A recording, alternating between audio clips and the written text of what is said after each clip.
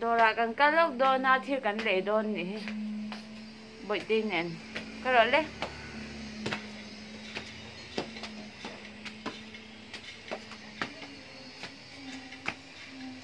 đồ ăn không em đồ khăn không em hay là chưa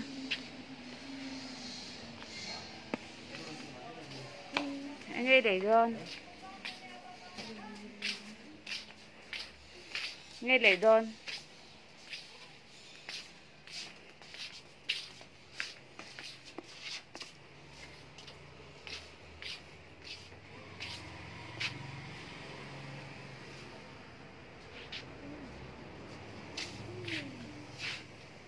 đứa này đâu mì à nghe lấy đơn mơ nghe nhàng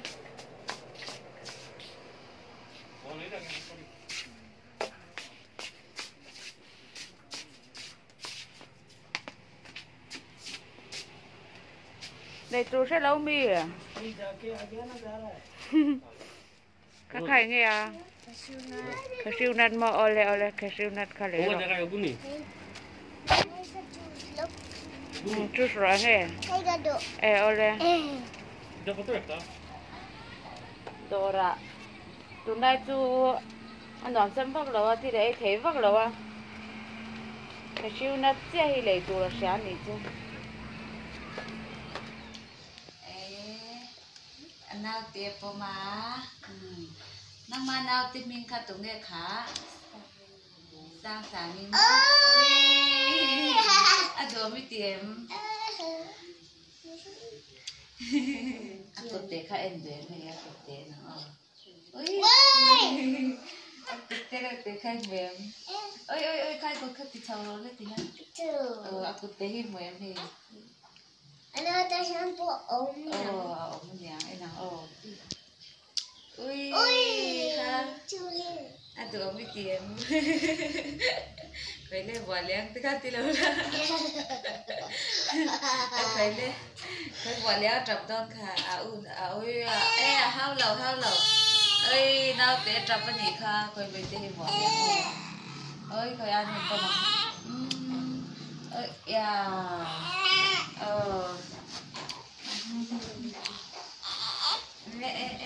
băng đâm rổ xe nào tê kha đâm rổ xe tia uin đâm rổ xe tia đâm tụi em thì khăn thì đâu là do tí từ mẹ trái tiền anh sáng khăn mẹ trái tiền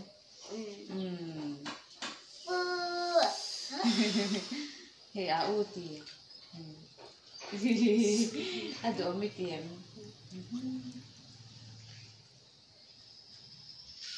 được rồi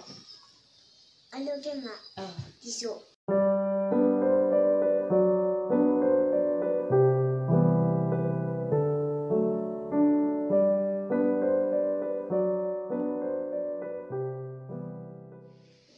bula mu ni hi nào tê hi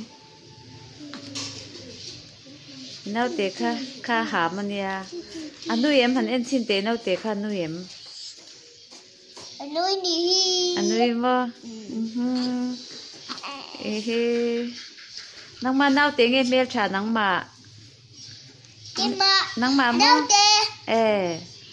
nang mà lên nào tê mà anh high five party high five party ni mo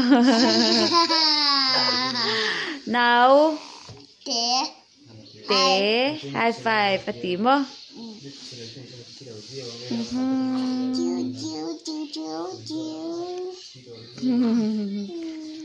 nào tê kha anh cậu cho mình cái hồn đây đó tí pha lem